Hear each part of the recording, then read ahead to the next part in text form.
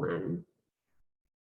Hi there, good afternoon. My name is Dani Henderson. I am a spiritual therapist and I'm with my friend Ginny Jablonski today, who is a soul whisperer, not just for humans, but also for our animals. And this lady has stories and blogs all around the world where she talks deeply to the horses, and you wouldn't believe the things that come back to her.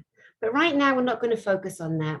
We're going to focus on giving you techniques to help bring you all into balance, because I don't know about you, but I am dizzy. My ears are cracking. I'm definitely feeling the pole shifts. And I put a call into my friend Ginny girl yesterday, and she got me grounded. I was in a mall. I haven't been in a mall for 2 years. I've been in the jungle in Costa Rica, and the difference in frequency is the matrix in America, or I guess most Western places, you are bombarded. My body has been cleared out of all that nonsense. So I definitely needed my girlfriend yesterday to help me get back in the body and get grounded. So I'm going to hand over to Ginny. She's going to spend a little bit of time with you guys and giving you some really good advice. You got a paper and pen, we got your phones. Let's make notes. As we go through this session today, we're going to be bringing in Andrea Foulkes from the UK, another incredible therapist. So Ginny, my darling, over to you. Beautiful. Thank you, Dani. I wanted to share a little bit about my perspective of the energetic shifts, the shifts that our luminous architecture are going through. And depending on our education, depending on our preference,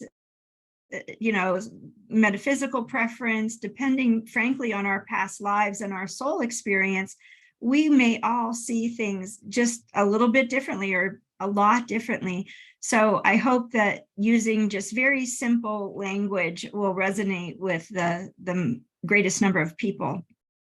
There's a philosophy or a prophecy that I think we're all aware of by now, that one day the earth or humanity would be rooted in the heart. And so from my perspective, what that means is as our chakras are merging and our subtle bodies are collapsing, we're activating higher levels of light bodies. And Dani, don't ask me to explain that one. I'm not an expert in that arena. We're turning on, activating strands of DNA, which kicks in higher templates in our etheric body. We are experiencing a lot of shifts. And for some of us, and I'm included among them, the shift hasn't been completely smooth for me. I've had a few hiccups along the way. So one of the things I do perceive is that we are healing more than ever before in a single lifetime, where, the masters would tell us, oh, you have many lives to figure this out. Don't worry, right? In this life, some of us very brave souls are choosing to heal a lot. And there's so much talk about healing the wounds of, the Orion Wars, what happened in Lyra, what happened just on Earth and Lemuria and Atlantis and Egypt, and other conflicts that aren't widely discussed. So many of us are healing at a galactic level, interdimensionally, and it can tend for some of us to create imbalance, whether it be just restricted to one chakra we're having struggles with, or our entire energy field. I myself recently, my polarity was completely off, just completely reversed. And I was very, very dizzy for a period of time. And I've been experiencing some of these random things in my clients. And so I thought what we could do is just run through some very simple processes or intentions that we could hold to help ourselves and to pull out of some of this imbalance that we are perceiving. One of the things that my soul has guided me to say lately, and that is to focus on all of our bodies coming into balance, right? The mental, emotional, physical, and etheric or spiritual body, depending on what your language is. And there are other people out there talking about asking our bodies to come into alignment.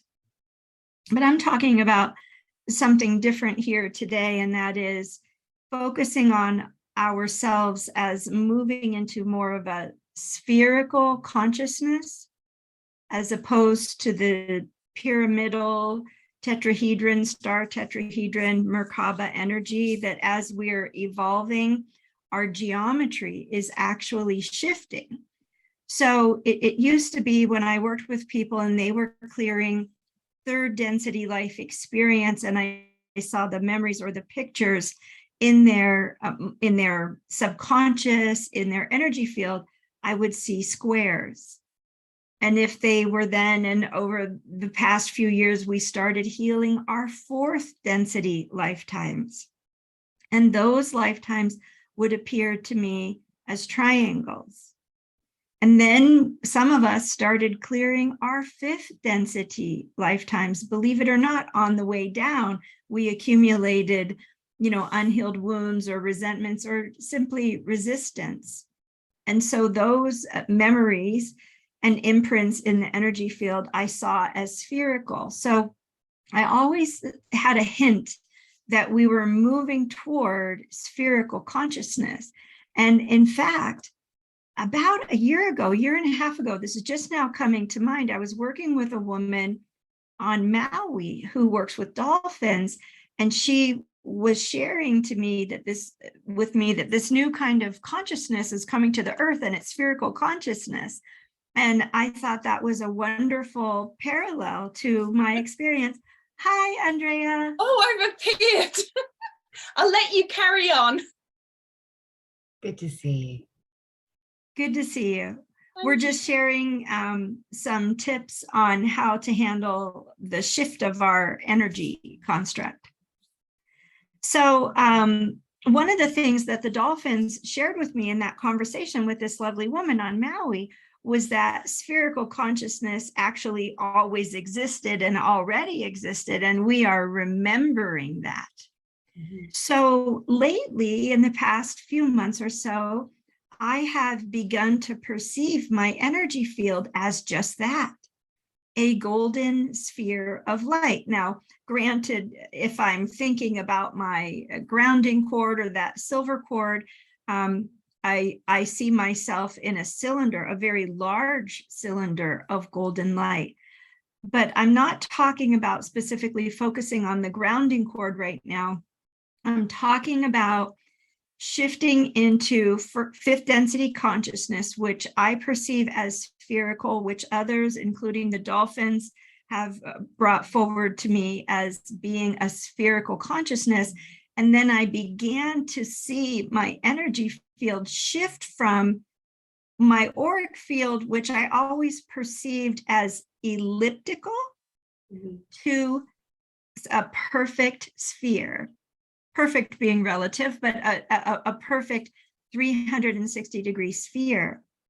So what I have been guided to say as a mantra that I hope helps everyone, and again, back to the prophecy that eventually humanity would be rooted in the heart, so that as our chakras collapse, the throat chakra and the solar plexus collapse into the heart, and then the third eye and the sacral chakra collapse into the heart, and then the crown chakra and the root chakra collapsing into the heart. It doesn't mean that those minor chakras no longer exist, but that there's one point of focus, one, let's say, command center, right? That is the nexus, the assemblage point, the nexus between the physical body and the non-physical body. So keeping that in mind, my soul has guided me to this mantra. I am centered in my heart, grounded to the earth, aligned with my soul. And when I say that piece, I'm aligning with my soul star chakra above my head. When I say that I am grounded to the earth, yes, I perceive that grounding cord, but more specifically, the earth star chakra just below my feet.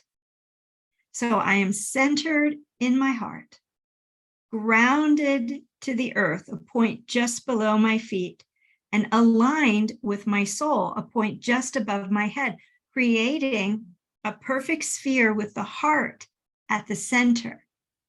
And then finally, and I am in balance. And if we're not in balance, if I'm not in balance, I can't speak that statement without having my throat get really wonky. And, you know, it will get very raspy or deep, or I have to clear my throat. And that happens a lot when I'm speaking publicly, because as we're all getting together, you know, we're all reminding one another of our unhealed stuff, and it's just coming up and leaving. And, you know, I'm not immune to that at all. So I hope that helps. Dani, what did you want to share anything about that when you tried that for yourself? Yes, so as you know, I was in the mall yesterday. Hi, Andrea, darling. Good to see you.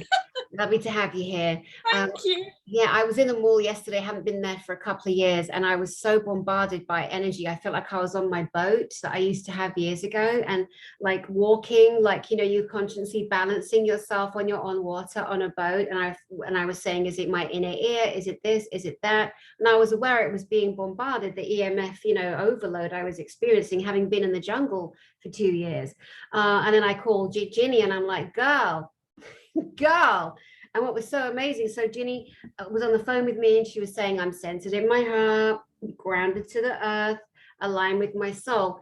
And as I'm sitting here listening to you repeat that, my pen is following the symbology of that. And it turns out to be the infinity sign, grounded, centered in my heart, grounded to the earth, and aligned with my soul. And I came back into the heart. So it's this beautiful looping sacred geometry, you know, that we look for the symbol of unity, we look for the symbol of connection. And as you said, our consciousness now is developing and evolving in so many ways. And we go from the pyramidal, consciousness to the spherical.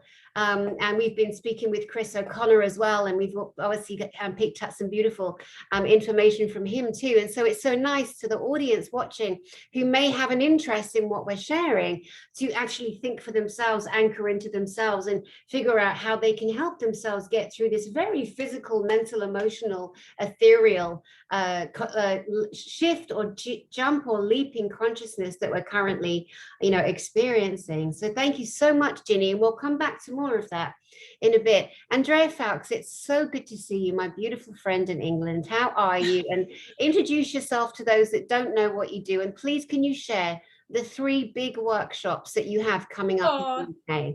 Thank you. Well, actually, it ties in with what you've said, but I didn't hear it all, so I don't really know the full conversation. But so hi, Ginny. Hi, Dani. My name's Andrea Foulkes. For 20 odd years, I've been awake, and for 20 years, I've been doing past life regression, inner child healing, ancestral timeline healing, spirit releasement being my big thing, and then light language as well.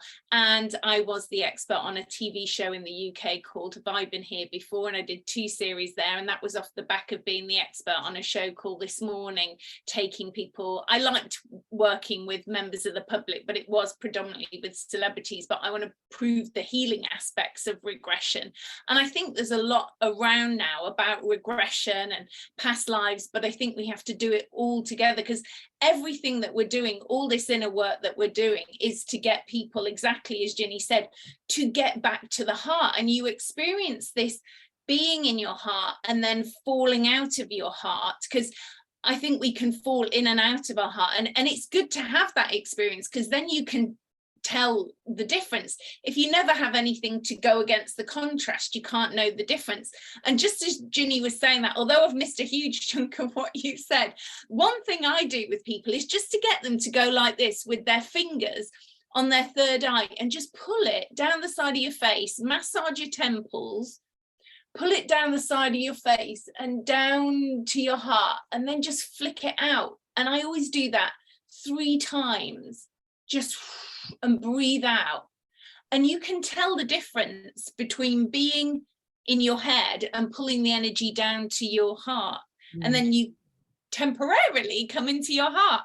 But the thing is, though, unless we're clearing the blockages to our heart, we can do all these things, but we won't be able to live in the heart. Hence why, tenuous link, I have a workshop called Living in the Heart.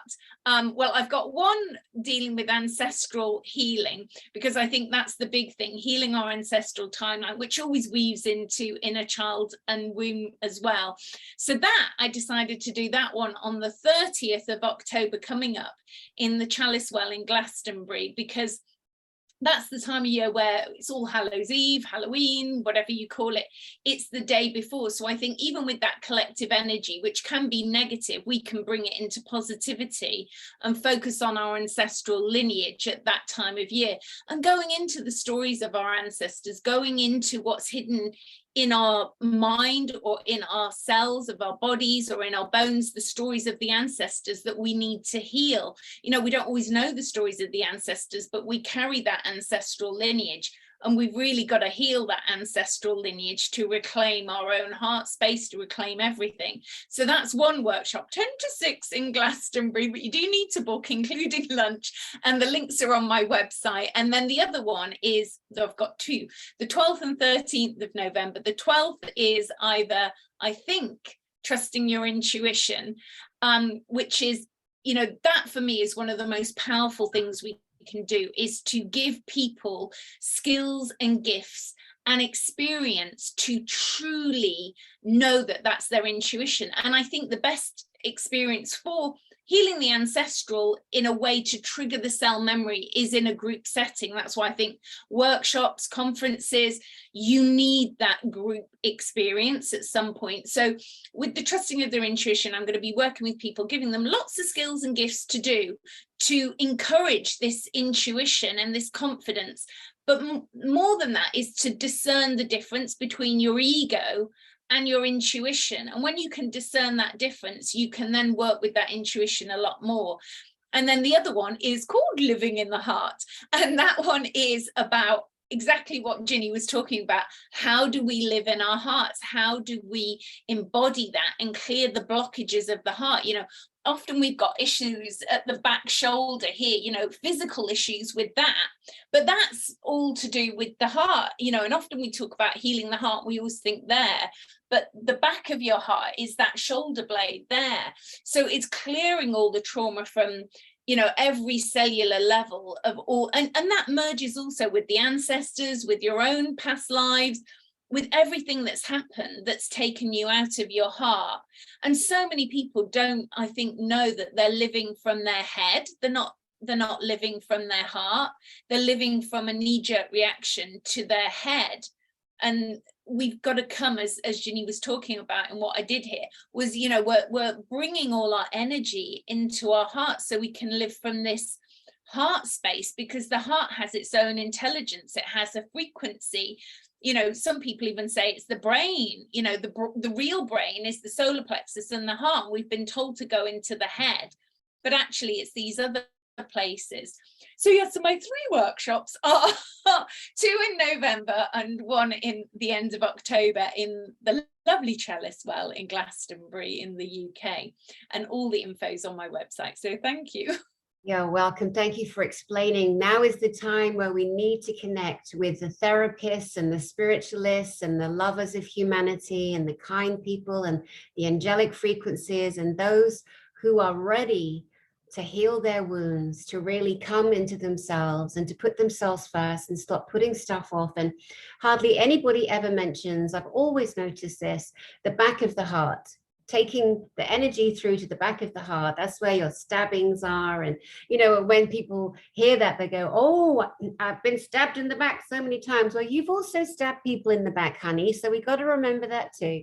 You know, we get so programmed into denial of self, denial of responsibilities, and this is all part of it. But this is an opportunity where the humans get to go, now, do I go into being a victim, a martyr, a hero, an asshole, you know? So it's not about slandering or slaughtering yourself. It's really about falling into that loving place. And Andrea, you bringing people to the Chalice Well in Glastonbury is such a beautiful, historical, incredible healing center on the planet. I mean, it's like our Giza, it's like our Egyptian Giza. It has such significance, that landmass, that area. It really does. I remember the first day I went to the Chalice Well in Glastonbury. It was probably about 2006 in this lifetime. And I was just coming out of a really toxic relationship, and I had all my romance and relationship vision board in the wrong place in my kitchen. It was under the dustbin. No wonder, it all made sense. And so I cleared this whole thing and aligned it properly. And the weirdest thing is, a client of mine, she gave me these beautiful pictures of the true green man, which is supposedly every woman's soulmate. She gave me these beautiful pictures, and of course I had them up, I had them in the wrong place. So I put them all in the right place. I trot off to Glastonbury, and a friend had said on the way, if you when you get there, if you see the Chalice Well, go to the Chalice Well.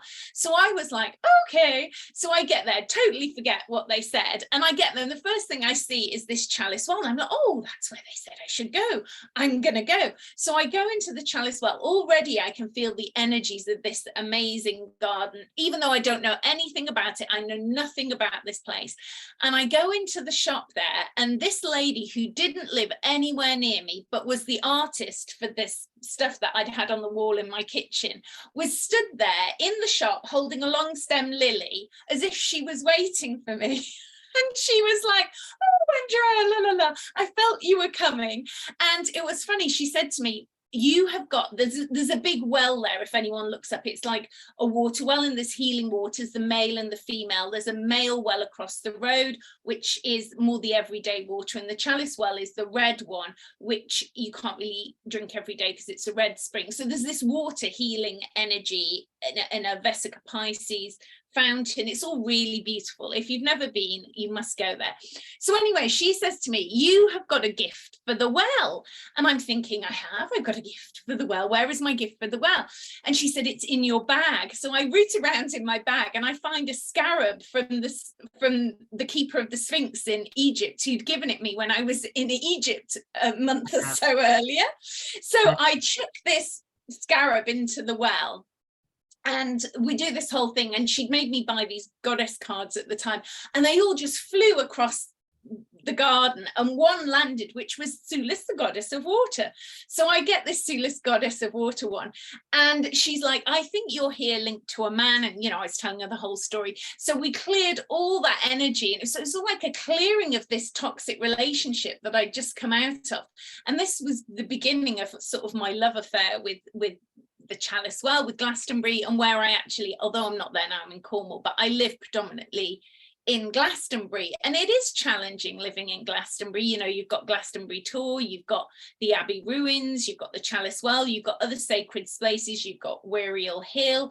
There is so much in Glastonbury, and it is, I think, a bit like Sedona. It's a place for pilgrimage. To actually live in the center, which I don't, I live on the outside, is challenging to hold that energy of living there.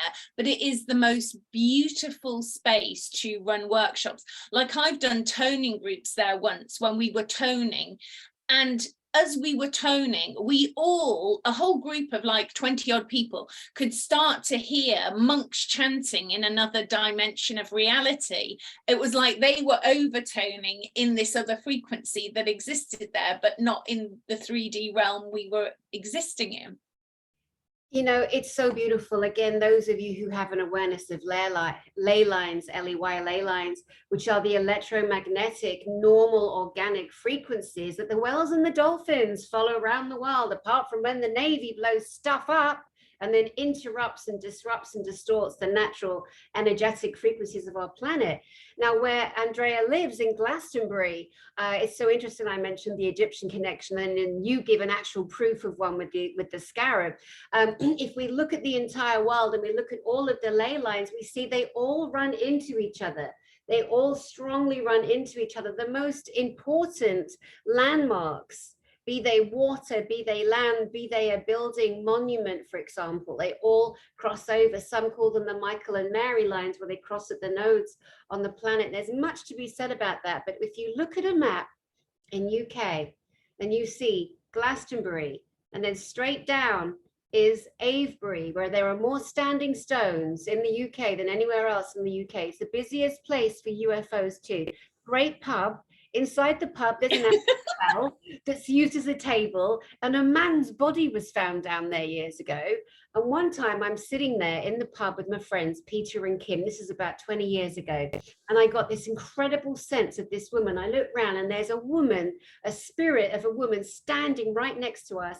And she had one of those beautiful Victoriana bustles. So you could always tell the wealth of the family, whether it's the housekeeper, the young lady, by the size of the bustle, the big dress coming out at the back. And it doesn't mean that today, of course. But anyway, and I said to my friends, Kim and Peter, I'm like, oh my gosh, there's a lady standing right here. Her name's Sarah. And I shit you not, my friend Peter said, Dani, my family have lived here for centuries. And Sarah, my great, great, great, great, great cousin, is dead, because it was like hundreds of years ago. And she's buried in the graveyard across the road from the Red Lion pub. So we went over there to look for Sarah's grave. Yes, it was very fascinating. But anyway, that's just an aside. Glastonbury is amazing. Avebury is incredible. So when you come down and you come across, you then come across Stonehenge. It is the most remarkable kind of isosceles looking triangle. But again, these places are activating more and more and more.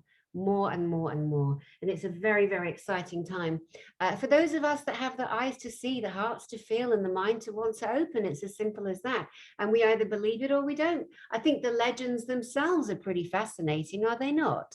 I think so. It's like, and the thing is, as you travel, like I've got quite a lot of clients at the moment who travel a lot, you know, they're like traveling, and I've traveled a lot, but I'm not traveling so much at the moment. But when you travel, you know, they ring me up going, it's triggered me. Like I've got a client today, he's in, I know in English we say Chartreuse, but it's Chatra or something, you know, the Chartreuse, you know, labyrinth in France, but it's triggering past lives for him to come up. Just being there, it's really brought stuff up for him. And also he went to the Isle of Iona. He had, you know, because I said you need to go to, it was quite funny, the synchronicity. Do you know the Isle of Iona? Have you heard of the Isle of Iona? Yeah. So I said to him, because he was in the UK, I was like, I think you need to go to the Isle of Iona. But at that point he was in southern England, and then unknown to me, he decided to go to Nottingham because he wanted to connect with the legend of, you know, Nottingham Forest and Robin Hood and all that. And when he got to the Airbnb there, the woman was actually wearing a sweatshirt saying the Isle of Iona. So he just knew, like, I have to go to the Isle of Iona. And I think when you go to places like that where there's probably less EMF, you know, there's less, you know, electricity, you can connect more with yourself. So when you go into these remote places, you know, it was really bringing up the stuff for him to process it, which is like the gift that keeps giving. Yeah, it really is. And also testament to a man who's dedicating himself right now to a very deliberate and very purposeful journey. So not only is he going to be able to heal any of his own ancestral emotions and feelings, or they're certainly going to come up, and that's why he's got an appointment with you, because that's not your expertise, but he's purposefully tapping into legend, story. He's going to have an idea of something that happened there. So yeah, this whole global focus on all of these places as they come into healing, because the energies on the planet are not as they were. They are not as dense anymore. Are they, Ginny? They are not, and it is getting easier and easier to heal. I'm witnessing it every day with my clients and myself. But this conversation has sparked 5 or 6 random things I want to share really quickly. No. Firstly, you're really, you have something to say? Andrea, I want to say regarding the monks from another dimension, a couple of my clients, including myself, are perceiving monks on future Earth, which is higher density, future meaning higher density, right? And situated across the Earth, but in particular, having a specific vision about several monks gathered in a cave, chanting, humming, and in just deep contemplative, meditative state.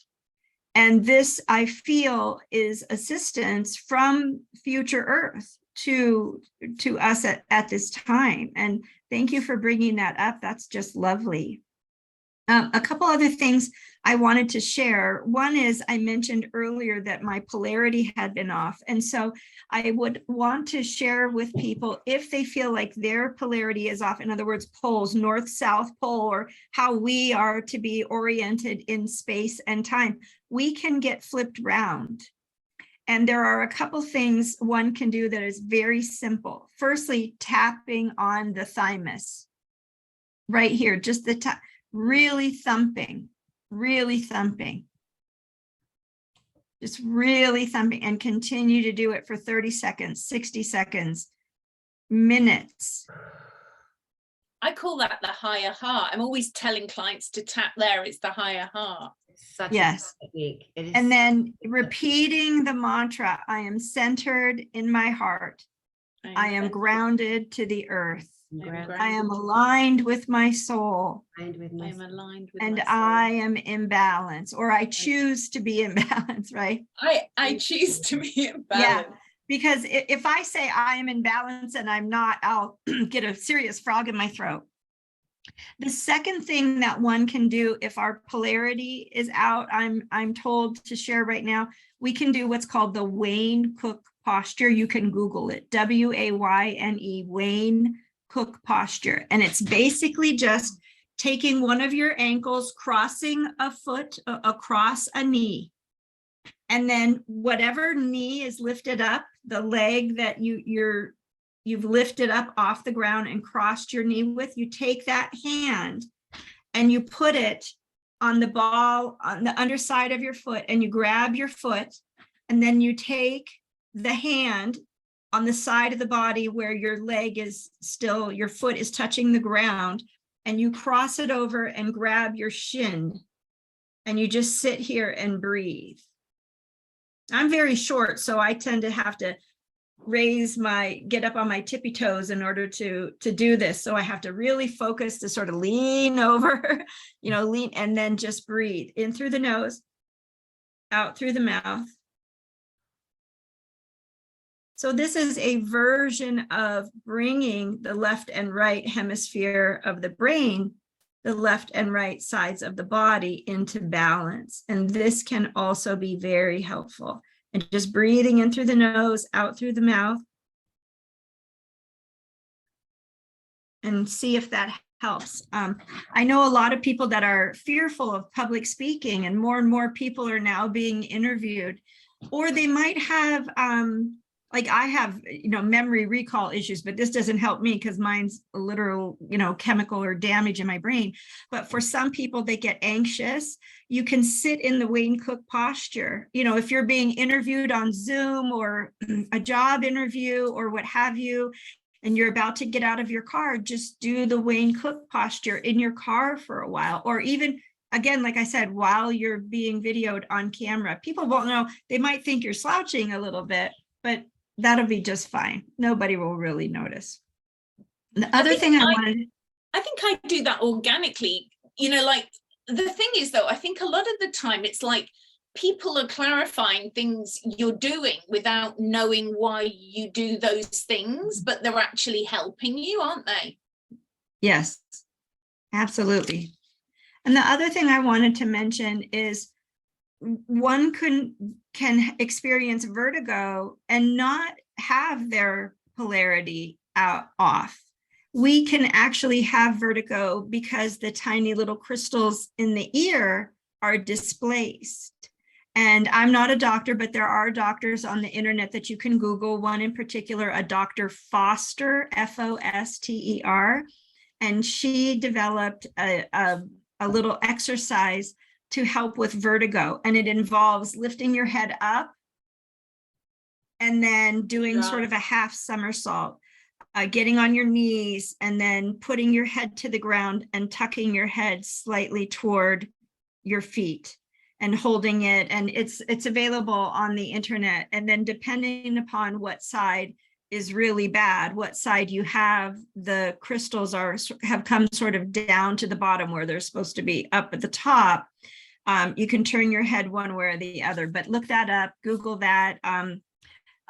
Posture or practices, exercises for vertigo. That might be very helpful to some people. And then the other thing, ear candling. I love ear candling. You can never go wrong with it. That just, whew, I love a bit of ear candling. It's always good if you have a friend to help you though, because it's hard to see the flames coming out yourself. yes. I have done it. I do it in front of a mirror. I have to sort of lay in front of a mirror to do the ear candle myself. I think it's a two-person. Let's not encourage anyone to go out and do that on their own. I mean, you've been doing it 20 odd years. Like for new people, it's an ancient art, and definitely you would need a partner of some kind to support you. I would recommend through that. But I know what you're saying. Right. And then I just wanted to share for people that might be experiencing headache or pressure in the head, whether it be they understand that it's their third eye or their crown chakra, and you're not at a time where you can afford, a psychic or a healer to help you.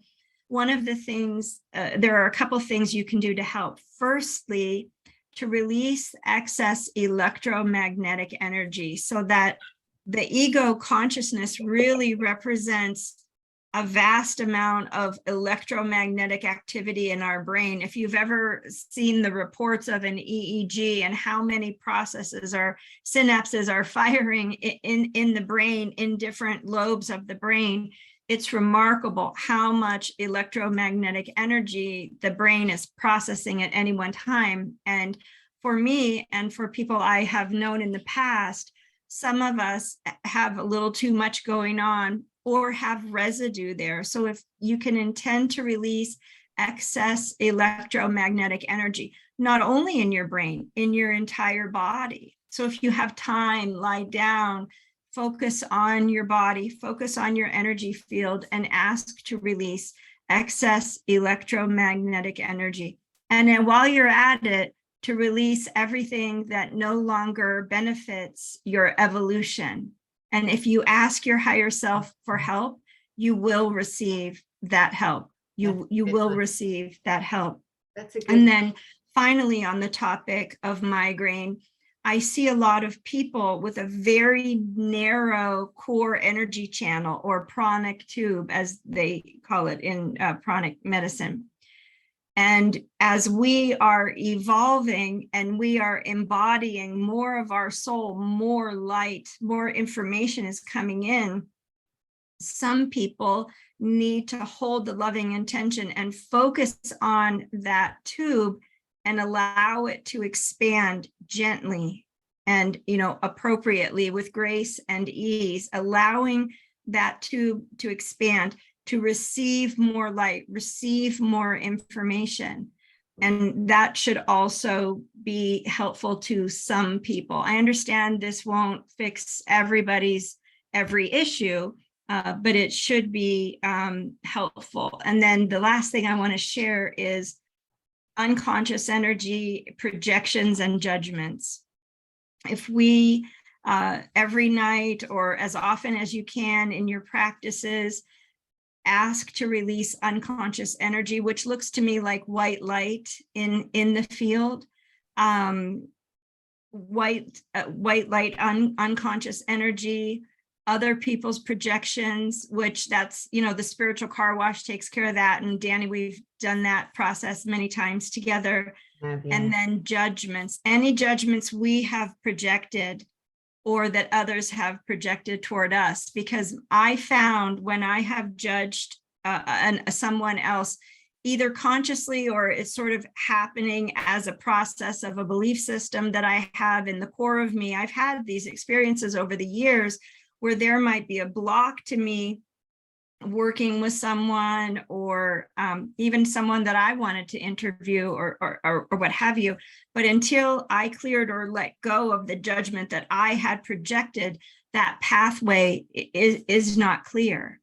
The relationship space between us is now affected by the judgment that I have projected. And the same goes for projections toward us.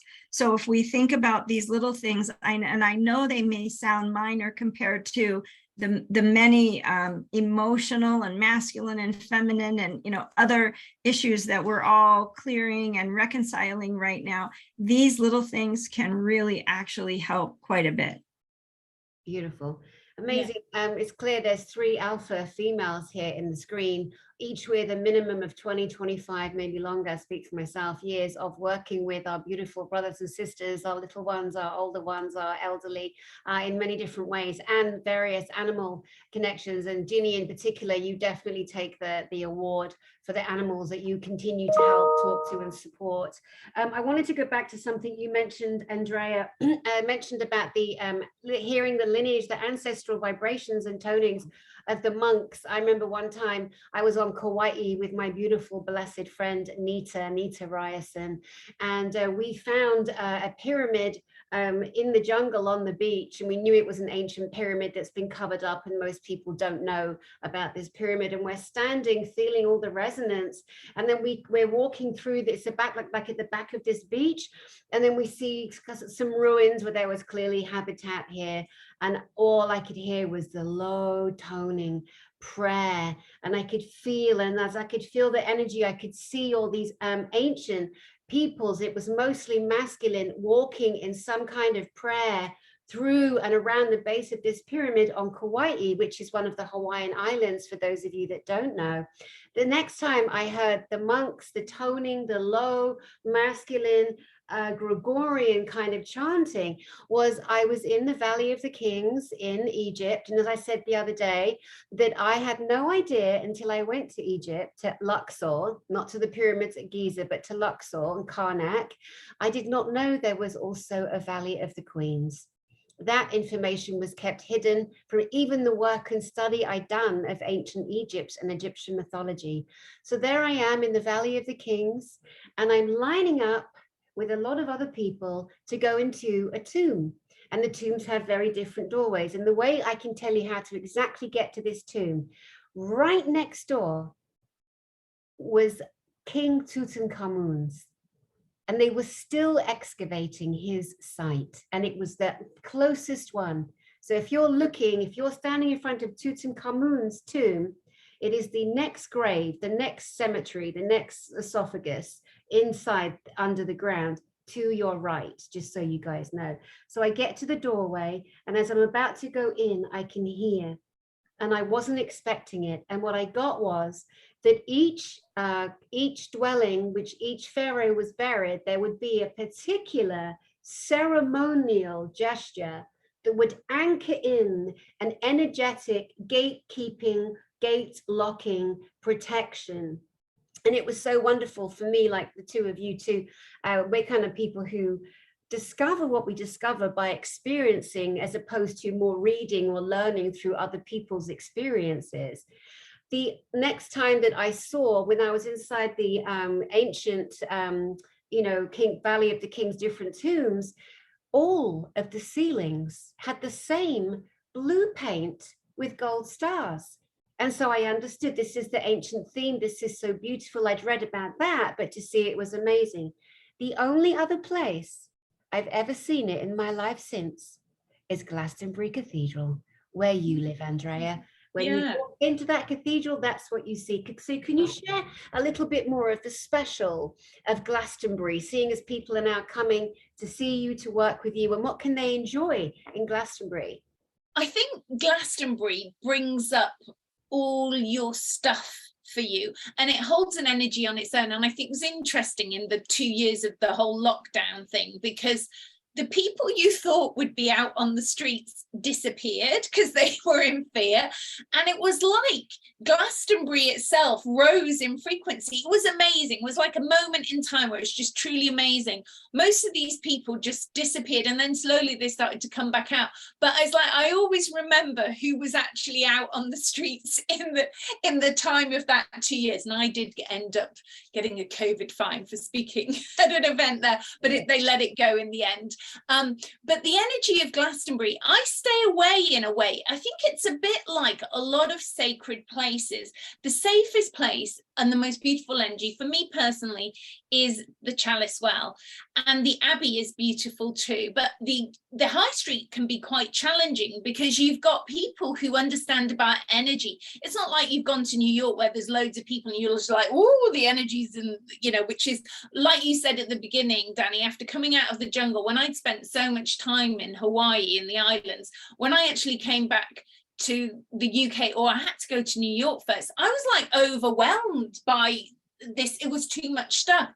But going back to Glastonbury, so you'll get this energy coming across you. Like you can get headaches from walking down the high street because energy is just flying from one side to the other with people who know what they're doing. And it does attract a lot of people who, it's not my thing, I'm not into Wiccan, I'm not into all that, but it does attract a lot of that energy. So you have to be mindful of that. It's like any of these sacred places, they are a place of pilgrimage. There's very few people can really live there, year in, year out for quite a few years. There are, and I always see those people as like the guardians of the land. And then I live 10 minutes away, and I live in a little village where you often see, I'll post pictures, you can see Glastonbury Tor from where I am, but you can never tell which side of the Tor because it looks the same wherever you stand. And the Tor in itself, when I first went to Glastonbury, and I told you about going to the Chalice Well, I don't think I climbed up the Tor for 6 months. I wasn't emotionally ready for that experience. And so, it might look like it's a small little thing to climb, but actually emotionally at the time it was a huge thing for me to climb this Tor, emotionally and energetically. So be mindful with yourself that when you're going, not to just to Glastonbury, to any place, all this stuff is being triggered in you, all like cellular memories coming up. So and then there's Wearial Hill in Glastonbury, which is where there used to be the Holy Thorn Tree, and that's moved. And then there's Wells, which is where that big massive cathedral is, Wells is the smallest town in the UK with a cathedral, and it is a really I love to go and sing there. I do my toning and chanting there, and I record them, and the acoustics are incredible because I think that's what these cathedrals and churches were originally built for. They were built to be, I think, healing chambers for us through sound healing, but I think that they've distorted the whole meaning, and then perhaps religion has controlled the true meaning of these beautiful buildings and the energy of it. And I love Wells. I think Wells is a really powerful place. And then you've got Cheddar, which is another powerful energy spot as well. And like Dani said, you've got, Avebury, you've got the West Kennet Long Barrow, and that's where all the crop circles are. So there's, so much in that landscape there. And then you've got the healing waters of Bath, where you can go and take the natural healing waters. They're really powerful. So, from a tourist point of view, there's a lot of spiritual stuff going on in these sacred lands. But you see the people who come to Glastonbury, I always think it's quite a compliment when people say to me, I see you've lived there for 10 years and you've managed to hold your own. You've not come unraveled, because you can come. I've seen people come to Glastonbury, have abundance, have a home, have money, and by the time they come out of there, everything's stripped away from them. They literally are penniless and destitute because they can't. What Glastonbury's trying to do for them is enable them to process their stuff, but they're not always able to go into that place to process it. So it seems to kind of strip everything away from them in a way to help them, but it seems harsh and it can seem quite challenging for some people. So I don't think if you want to live there, it's necessarily for the faint-hearted. And I think if, like a lot of these sacred places, and I think people say this about Sedona as well, if you're not meant to be there, it won't let you stay and you'll get cast out. And if you're meant to be there and you think, I'm trying to leave, it won't let you leave if your reason for being there is not finished. You can't leave, you know, you won't be able to leave. Yeah, it's incredible, incredible. And energetically, you know, if we go into the mindset that we've created these soul agendas, soul contracts, soul programs, soul tourings of our lifetime here, if we've made effort to connect with the frequencies of a place, then you're right, we're going to be staying there until we've dissolved or absolved or whatever, or learned whatever it is that we set up for ourselves on this journey. Now, you mentioned churches. My understanding of the churches from the very beginning of time, the temples, the palaces, the castles, without exception, the original indigenous peoples on the planet, let's just go to, for example, the Druids and the pagans. Let's just go there because we're talking about Glastonbury. Without exception, the Druids and the pagans, they knew the land, the breath of the land, the pulse, the heart of Mother Earth. They worked with her. They understood the plants, the trees, the medicines, the foods, etc. And then as other peoples came along with their own agendas, their own strict agendas to try and convert the indigenous people, they would take their sacred prayerful places. They would take their places of worship. Let's say it was a temple with columns, or just a very simple, volcanic stone wall. Let's talk about the Saxons. They would come in and they would maim, kill, murder, remove, scare away, because they knew that the indigenous had built their place of worship directly over ley lines, directly over sacred ley lines, where there were vortices and there were ley lines crossing, the Michael and the Mary lines, if you will. And there is no question that this has happened over and over and over millennia. You can look at some of the most incredible places on earth. Now, at the moment, Scotland is coming into a lot of focus. Edinburgh in particular, not because the Queen went through there with a dead body, nothing to do with that. More importantly, people are realizing the reversal, the back-to-back mirroring of this planet that we're on, and where we were told things were, we've come to understand things are not. And there are some people, and I'm not saying I agree with this because I don't know, but I am going to share while we're in this phase of discovery. It is apparent that there are people that believe Edinburgh is the borough of Eden, or the Garden of Eden. And you mentioned the Isle of Iona. There is so much coming to light with the Highlands of Scotland, the Scottish Isles, and more, and other parts of the world too, but just let's stay with Scotland for a minute. So the palaces, everything that we've been seeing, a lot of them have been taken from the very beloved indigenous and then built their own sacraments over the top to invert the love, the goodness, to try to dominate. Yes. Because in Edinburgh, when I went, because I scattered my mum's ashes at Edinburgh last year, because she lived there for a while in Edinburgh, and I was looking at these tapestries that are meant to be ancient tapestries on the walls in Holyrood Palace, and there was hardly anybody in there at that time. So I scattered some of her ashes in the garden in there as well. But on these tapestries, I'm like, hold on, this is like Arthur's Seat, which is next to Holyrood Palace, but these are pictures of Egyptian people tapestried in, and this looks like it was really hot in Edinburgh. It's depicting that this land was really, really hot, and there's Egyptian looking Araby people here. What's really going on? Araby. Araby looking people. Hey, let no one get upset with that. Come on, you're not being racist. But, no, but what I'm meaning is they're not from here, but how did they get there eons ago? Like there's some, as we're figuring out with, I never know how to say that word, is the Tartarian, is it Tartarian? Tartarian, yes. I love all that, because when you look at the architecture in Edinburgh, it all ties in with all this. It's like something has been told amiss to us on such a vast level, and we know that the truth is inside of us, but we doubt it because we think, in our past life memories or whatever comes up, we think, oh, but that can't be true because that's not what I've read in the history books. No, well, you've got to realize that you are the living library, you know, as Barbara Masiniak said, you know, Earth keys to the living library. We are the living library. It's our DNA, it's our soul that knows the truth, not these people who wrote these books to try and educate you into one direction. You know, we are the living history, and don't doubt yourself, you know, never doubt the memories that come through you, because they are your truth. You know, they might not be everybody's truth, but they are your truth for a reason, aren't they? Mm-hmm. Most definitely. Ginny, what would you like to share? Well, what came up for me, two things. One is that I recall a lecture that Alex Collier gave in the early 90s.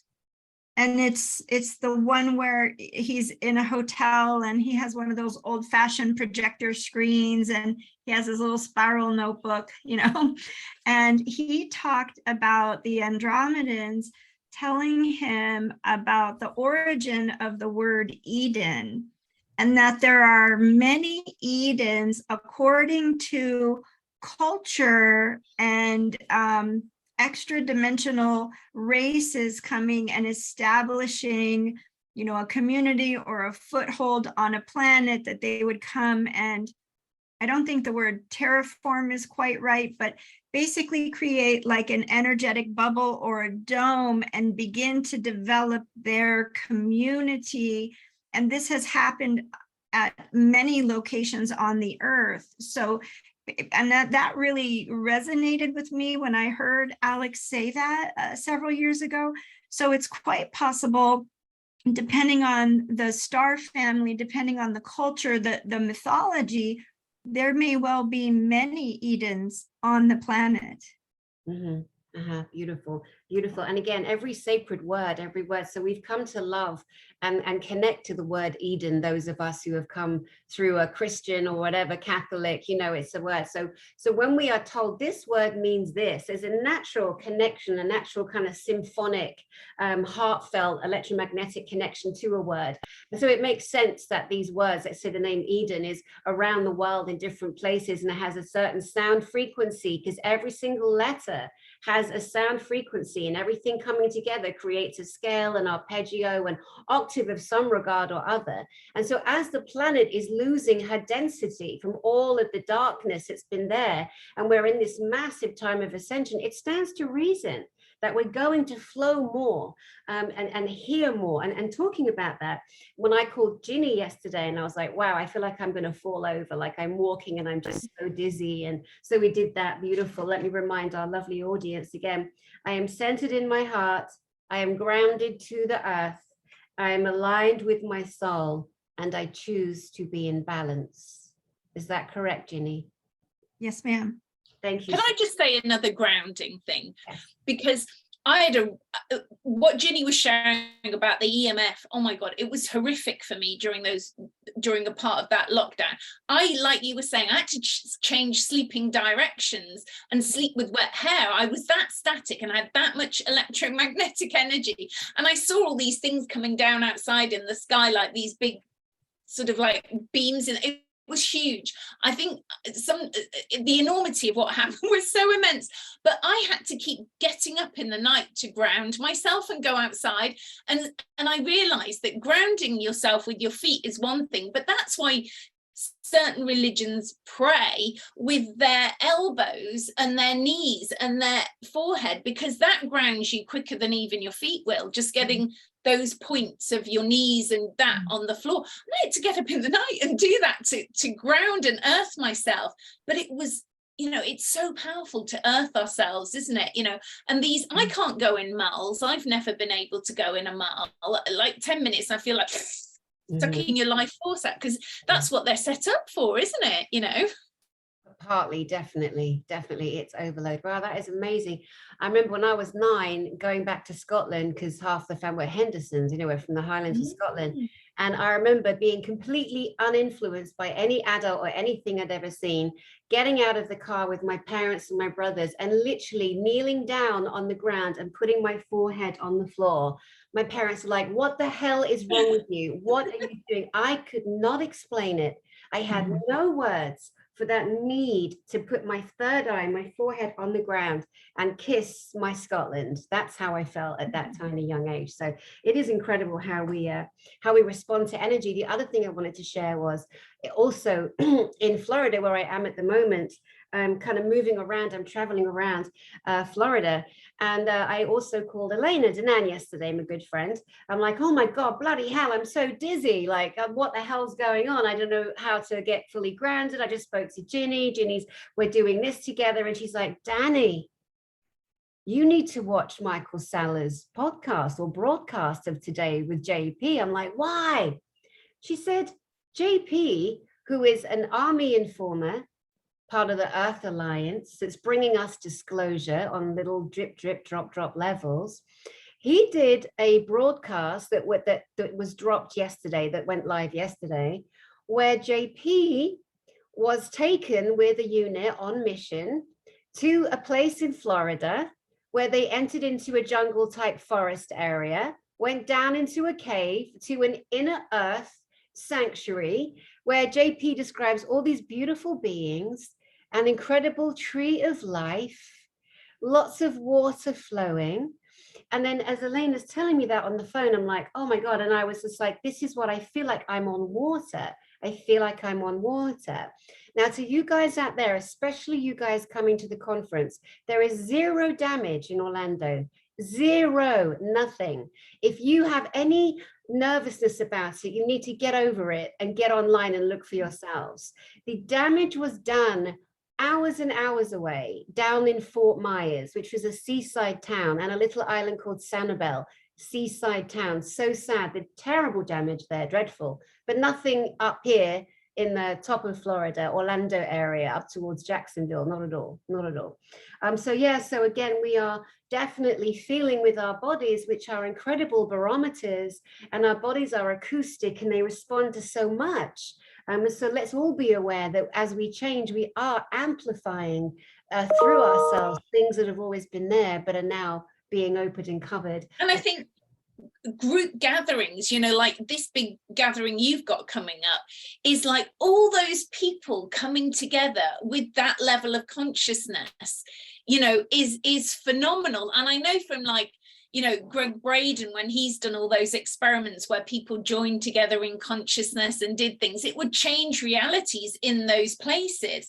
So, you know, don't underestimate how, you know, that was why they didn't want us all gathering, and now we're allowed to gather. And it's like, we've got to gather in these big groups with conscious intention for good things for ourselves and for Earth, because this is the thing that is the catalyst to changing ourselves. It's really lovely meeting in groups of 1 or 2 or 3, but, you know, big groups of people. And I can attest to this because I spent this summer speaking at conferences, and it's just beautiful being in, you know, big groups of people who all think and feel the same. And, you know, I think for people, you know, I hear this, and I'm sure both of you hear this the same, that, you know, a lot of people we work with and help, they don't have people like us that are in their family and close by. So they are doubting, you know, is what they believe the truth? Because there are people here who are saying that they're wrong.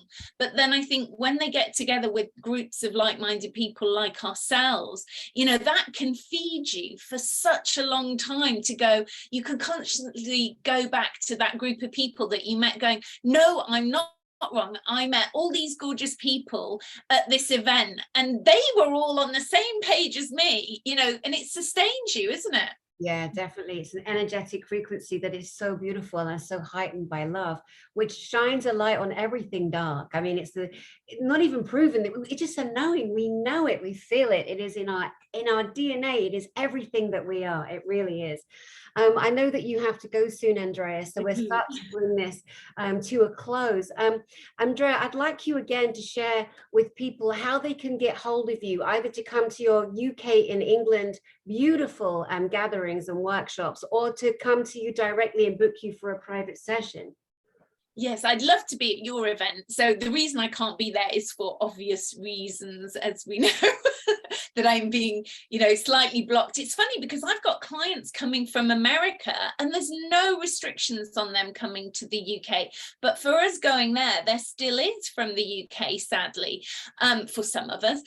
So yeah, if you're interested in what I do, I have my YouTube channel, which is Andrea Foulkes Past Life Regression. I have sharing, I think, since about 2008, videos from 2004, tons of stuff on there. There's probably loads of free videos and things.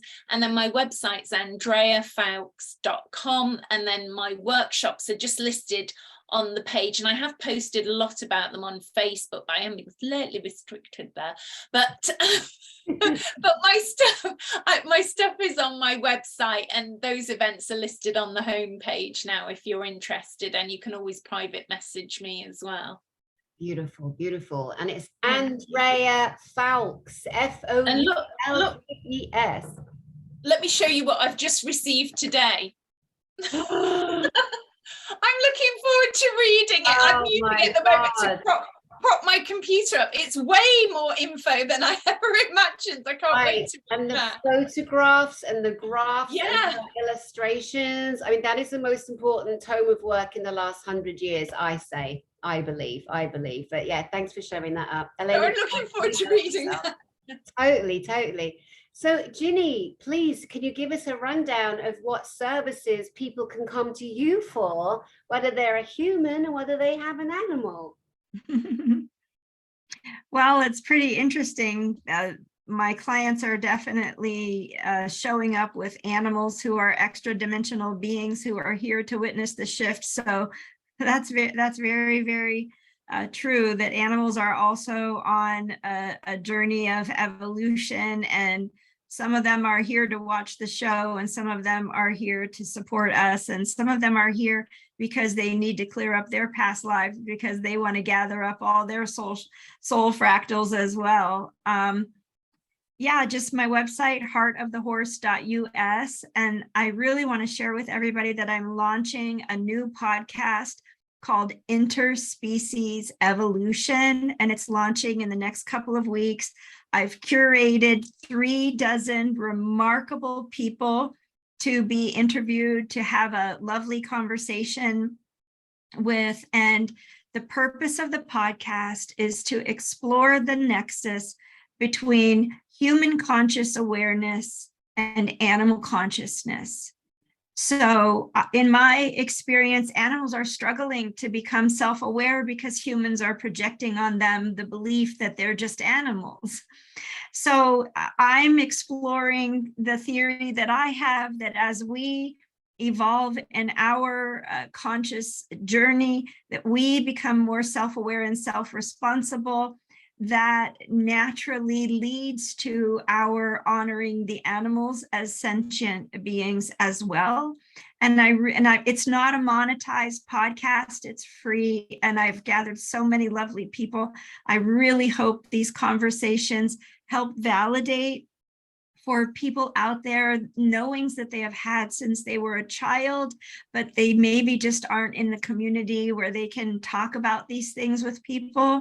So I'm really hoping that people find it inspirational, and that people become curious and go out and do a little more research and look a little deeper. Beautiful, Ginny. And again, I love the blogs. I love the stories that you share when you communicated directly with a horse or horses or a herd or individuals. And then the validations are so amazing. They're so well written, and they're just so mind blowing. So your new podcast, Interspecies Evolution, and your website, in heartofthehorse.us, the United States, Heart of the Horse, and AndreaFoulkes.com. Brilliant. Well, I love you girls, and I'm so proud of the work that we all do. And I include myself in that. In the past, but now's not the time to be humble. Like, we know who we are. And what I like about us is that we all make fun of ourselves. We all are okay being vulnerable. We share experiences that a lot of people probably wouldn't. But I think that people feel more comfortable when people on a screen are honest, more real, more raw. you know, and then that gives people confidence to really kind of, you know, be able to go deeper with themselves. And like last week, I interviewed 16 women at the same time. It was my biggest roundtable ever. And these women, they're called the Galactic Chicks. And so this is one wonderful girl. They're all wonderful, but Tina Martinez, or Disco Tina, as we call her, she basically pulled together a group of women. A lot of them are coming to the conference, which is the Galactic and Spiritual Informers.com, the biggest conference in the entire planet in terms of disclosure, happening October 21 to 23 of this year, literally in a couple of weeks now. And the details will be under the video. Yeah, so Tina pull together all of these women, and some of them are single, some of them are married, but they all have this passion for disclosure, for healing, for self-discovery. And a lot of them had never, ever, ever shared themselves on YouTube. They'd never shared their stories, abduction, contactees, spiritual experiences. We did angels, demons, and aliens. And it was so lovely watching each of the women flourish. And it's just on the channel, just in the video section. And then afterwards, Tina was saying how some of them really felt like, wow, it grounded them into the body. It gave them a surge of an adrenal high. It wasn't about them showing off. It was about them witnessing themselves, themselves, you know. And so it's time for that too. And I think the rawer that we are, the more honest that we are, the more that we are on our healing journey. But we also can reflect how people reflect and mirror to others on their healing journey too. I've been spending a lot of time with my Deems device. I'm not selling them. This is my one from Chris O'Connor, who created it. It is star technology. I use it to help me with any kind of overload, electromagnetic overload. I've also had a heart condition the last couple of years or so. And what I do is, if my heart electrically is bouncing off, then I'll use this and I can literally feel myself align. But if you've got a pacemaker, anything electrical inside your body, you cannot have one of these. You just cannot have one of these. It is not good. It's just only for the organic biosphere. There's other ways you can help yourself if you've got some kind of a pacemaker. So anyway, you girls, I love you so much. It's always a joy to play with you. To the guys out there, we do have 4, 5, or 6 individual and group, the 3 of us, the 2 of us, the 2 of us on my channel, always jam-packed with spiritual healing techniques, you know, self-discovery techniques, stories that we share, history, science, etc. And in closing, before I let you guys have final words, I'm going to close out here by saying to everyone, we are stopping selling the tickets on October the 16th. You only have a few more days. We are not going to sell them at the door. We are not going to do last minute sales because there is a strict security protocol. This is a very high-end, high-tech professional conference with a host of speakers from around the world and people from around the world. And so the way that it has been created by these amazing event planners, I can't even tell you how amazing they are. I'm following their lead, and our last day of selling tickets is October 16th. If you haven't got your ticket by then, you will not be able to attend the Galactic and Spiritual Informers Connection. All right. So Andrea, let's come to you, and then final words with Ginny. Oh, thank you. I just love sharing with you and Ginny. So it's been lovely. And my conference, you can come until, well, it's only a small group of people. So once it's sold out, because we're doing such deep inner emotional stuff, it is a smallish group. So accommodation wise, you do need to book your own accommodation. You can fly in from Bristol Airport. You can fly in from London airports, but Bristol's the nearest airport to Glastonbury because people struggle to get to Glastonbury. And the nearest railway station is Castle Carey. And then you can get from London on the train, on the coach to Glastonbury, which is, there's a Berries coach called Berries, and then there's another one called National Express, and they are the best ways to get to Glastonbury. Or the thing that people overlook, and probably the same for your conferences, Dani, you know, when people think they're logistically locked into how am I going to get there, it's like people seem to forget sometimes. Rent a car. You could rent a car to get there, you know, and you could gather together with a few other people as well, you know, and you could all go together. One thing I know about Dani's conference or doing any events is I have people who came to my events years and years ago, and they're best friends now, and they've even set up businesses together. You know, it's just the gift that keeps giving, going to live events. So thank you. It really is. Thank you, Andrea. Ginny, final words.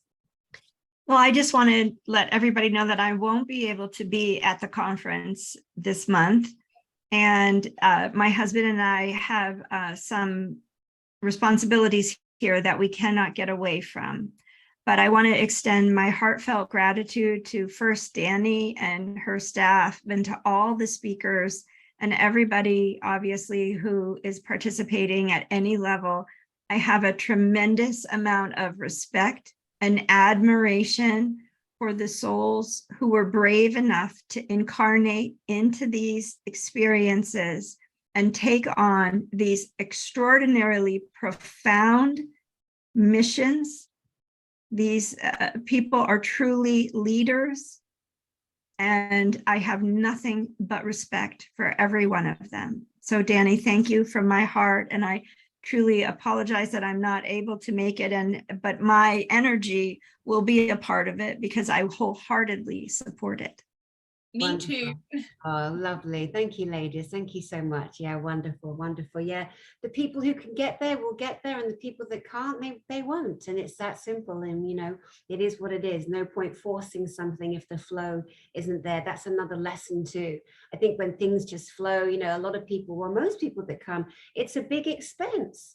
Flights, rooms, the ticket, everything, you know, it's a big expense. So, you know, there'll be lots that won't make it for a million different reasons, but at some point there will be a recording that everybody can purchase. And I think we're going to actually make it that people can just buy, for example, just Alex Collier's presentation and Elena Danan's presentation if they don't want to watch the full 3 days and the 14, 15 speakers. And it is jam packed.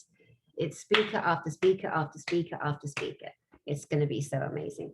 All right. Well, that's all we have for today, you guys out there. Thank you so much for watching. And I send you my love, and I'll see you soon. Thanks. Bye. Bye.